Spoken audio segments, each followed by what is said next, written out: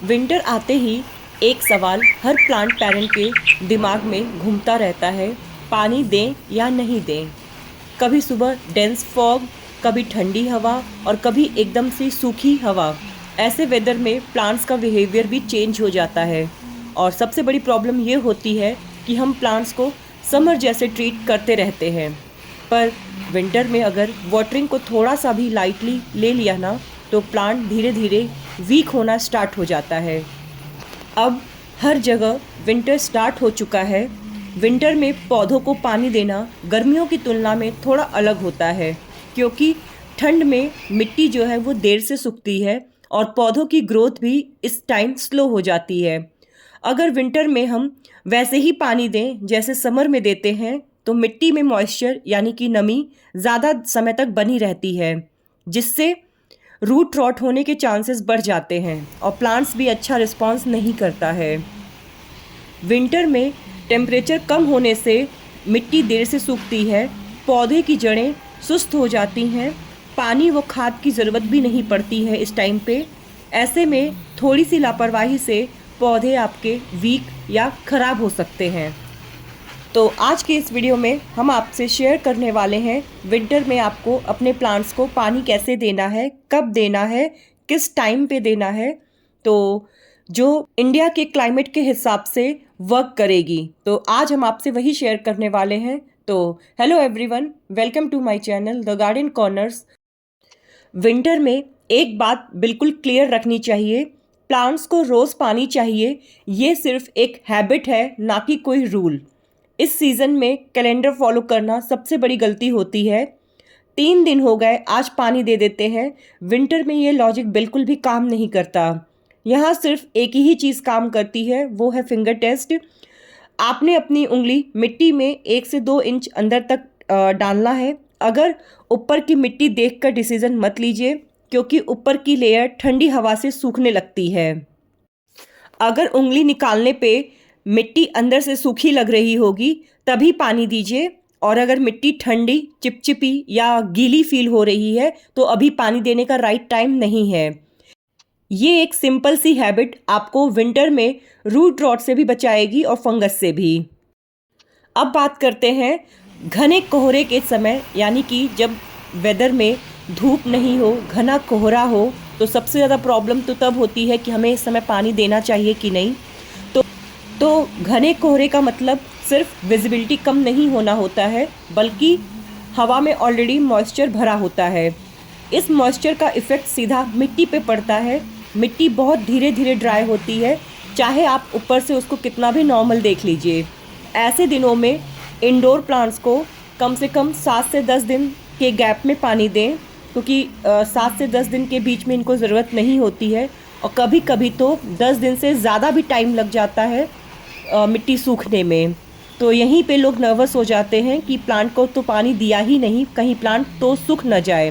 पर सच तो ये है कि विंटर में प्लांट्स पानी की कमी से नहीं, ज़्यादा पानी देने की वजह से ख़राब हो जाता है।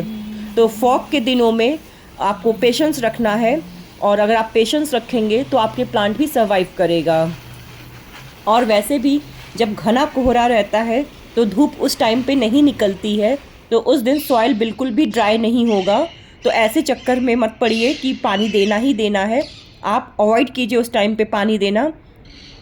अगर आपको ये लगता है कि आज पानी देने का टर्न था और धूप तो निकली ही नहीं है तो कैसे पानी दें, तो बेटर है कि उस दिन को आप स्किप कर दीजिए, आप नेक्स्ट टाइम पानी दीजिए, लेकिन उस ऐसे मौसम में आप पानी देना अवॉइड करें।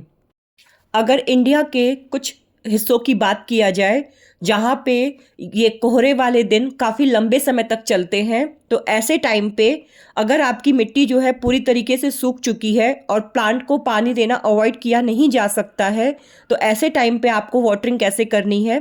तो क्वांटिटी आप पानी की कम रखिए, पानी थोड़ा सा स्लो दीजिए, कंट्रोल दीजिए। यानी कि आप जहाँ पाइप का यूज़ करके पानी दे रहे हैं तो बेटर है कि आप मग से पानी दें, और पॉट में किनारे से पानी दीजिए, ना कि प्लांट्स को नहलाते हुए। ऐसे टाइम पे प्लांट्स को नहलाना बिल्कुल बिल्कुल ही अवॉइड करें।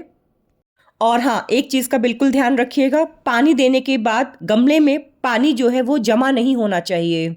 ये डिपेंड करेगी आपके सॉइल मिक्सचर पे। अच्छा, इस मौसम में ठंडी और ड्राई हवाएं भी चलती हैं, जिसकी वजह से पॉट की जो ऊपर की मिट्टी होती है वो जल्दी सूखने लगती है और अंदर से जो सॉइल होता है वो गीला ही रह जाता है और ठंडा रहता है। इस सिचुएशन में अगर आपने बिना चेक किए पानी डाला तो आप प्लांट को रूट रॉट करेंगे, प्लांट ओवर वाटर होगा क्योंकि अंदर की तो मिट्टी गीली ही रह गई। आपने ऊपर का सरफेस देख के बस पानी दिया है, जिसकी वजह से आपके प्लांट खराब होने लगते हैं। तो इस वेदर में सबसे सेफ मेथड होता है स्लो एंड डीप वाटरिंग। पानी हमेशा पॉट के किनारे से दीजिए, स्टेम के बिल्कुल पास से पानी देना अवॉइड कीजिए। और एक चीज़ याद रखिए, जब तक पॉट के नीचे से थोड़ा पानी बाहर न दिखने लगे निकलते हुए, वाटरिंग कंप्लीट नहीं होती है और इसे ही डीप वाटरिंग बोलते हैं। अब बात करते हैं विंटर में पानी देने का सही टाइम क्या है। तो विंटर में सिर्फ पानी देना ही इम्पॉर्टेंट नहीं होता है, पानी कब देना है ये और भी ज़्यादा इम्पॉर्टेंट होता है। तो सबसे सेफ और प्रैक्टिकल टाइम होता है आपका लेट मॉर्निंग या अर्ली आफ्टरनून, यानी कि लगभग 10:30-11 बजे से लेके 1-1:30-2 बजे के करीब जो ये समय होता है, ये सबसे बेस्ट टाइम होता है क्योंकि इस टाइम पे टेम्परेचर जो है वो थोड़ा स्टेबल होता है और इस टाइम पे सॉइल भी जो बहुत ठंडी नहीं होती है और रूट्स को जो सडन शॉक भी नहीं लगता है। बट ये उसी केस में डिपेंड करेगा जब धूप निकल रही हो या सनलाइट प्रॉपर नज़र आ रही हो। कभी कभी क्या होता है कि सनलाइट निकलने में थोड़ा लेट हो जाता है, तो ये टाइम उनके लिए सूटेबल होता है कि आप दोपहर के टाइम पे वाटरिंग करें। सुबह बहुत जल्दी या शाम को पानी देना अवॉइड करें और अगर आपको लगता है कि आज वेदर क्लाउडी है, पानी देने का टर्न है, तो आप एक दिन स्किप भी कर सकते हैं। आप नेक्स्ट डे ट्राई कीजिए पानी देने का। अब बात करते हैं प्लांट्स के टाइप के हिसाब से वाटरिंग करना। विंटर में हर प्लांट का बिहेवियर थोड़ा सा अलग होता है। अगर हम इंडोर फोलियस प्लांट की बात करें, जैसे कि मनी प्लांट, एग्लोनिमा, फाइलोडेंड्रॉन, ये सब विंटर में स्लो हो जाते हैं। इन्हें कम पानी चाहिए पर सही टाइम पर, तो मोस्टली 7 to 10 डेज़ लग जाते हैं। एक वाटरिंग को ड्राई होने में आई थिंक सफिशेंट होते हैं और बाकी आपके एरिया पे भी डिपेंड करेगा कि कितना जल्दी आपके पॉट का सॉइल ड्राई हो रहा है। बाकी कैक्टस और सकुलेंट तो विंटर में ऑलमोस्ट रेस्ट मोड में चले जाते हैं। तो फॉग और ठंड के दिनों में 15 से 20 दिन तक अगर पानी नहीं भी देते हैं तो ये बिल्कुल नॉर्मल है। और बात करें आउटडोर प्लांट्स की, तो आउटडोर प्लांट्स में ठंडी हवा, सूखी हवा का इफ़ेक्ट ज़्यादा देखने को मिलता है, इसीलिए उनकी जो सॉइल होती है वो जल्दी से सूखना स्टार्ट कर देती है। ऊपर की लेयर आपको सूखते हुए दिखेगी, नीचे की लेयर आपको 2 से 3 दिन में बिल्कुल ड्राई होते हुए नज़र आ जाएंगे। तो आपको उसके अकॉर्डिंग ही वाटरिंग करनी है। तो बट रूल तो वही है कि आप पहले सॉइल चेक कीजिए फिर पानी दीजिए।